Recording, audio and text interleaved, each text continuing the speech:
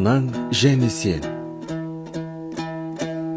Сен дүниеге келмей тұрып, анаң сені армандап, Құдайға жалбарынып, сені бер деп тілеп жүрді. Тілегі қабыл болып, құрсағына сен біткенде, қалай қатты қуанғанын сен көрген жоқсың. Сен ол жерде өсіп, ұлғайып жатқанда, оның ең үлкен уайымы сен болдың.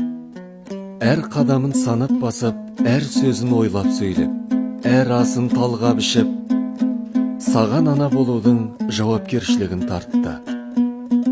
Айы, күні жеткенде, сен үшін өмірін қиюға шақ қалғанын сен білген бедің.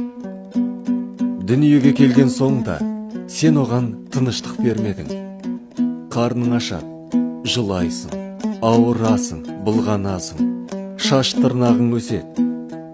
Тауқыметін анаң тартты.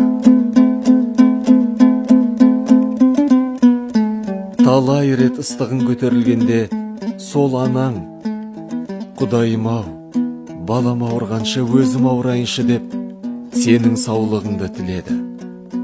Сонша машақат тартқызсаң да, анаң саған мейіріммен, күлім көзбен қарайтын.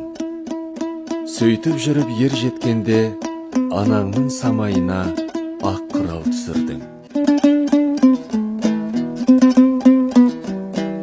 Енді сен үлкен болдың. Әйелің, бала-шағаң, қызметің бар. Қымбат көлік мінесің. Ал анаң болса қартайып, қалжырап қалды. Бүкіл өмірін сен үшін жұмсады. Мінезін қарасаң, дәл сенің кішкентай күніңдегідей. Бала сияқты, болмашы ғана нәрсеге мәз болып қуанады. Ауыр сөз айтсаң ренжіп қалады, тез жылай салады.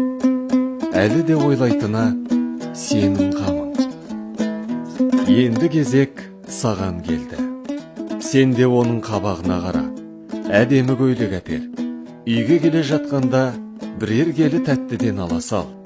Бір сөз айтса, түксіз де бір деп кейіме. Сөз қайтарма. Баратын жеріне көлік күткізбей өзің апар. Жүзіне мейіріммен күлімдеп қара. Ол отыратын бөлмені жылыста. Тоқ болсаң да, анаңның көңілі үшін бір шыны шай іше сал. Анашым саған не істейін деп, қайта-қайта сұрай бер. Әйеліңе де, оған жақсы қара деп тапсыр.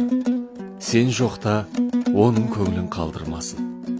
Ас суын уақытылы қамдап берсін. Айтқандарын екі етпесін. Бүгін сендердің біраз достарың анасынан ажырап қалған. Енді олар қанша тілесе де, аналары қайтып келмейді. Сүйемін десе де, аналарының басқан ізін де таппайды. Өйткен ана өмірге бір-ақ рет келеді. Аналардың қадірін білейік, ағайын.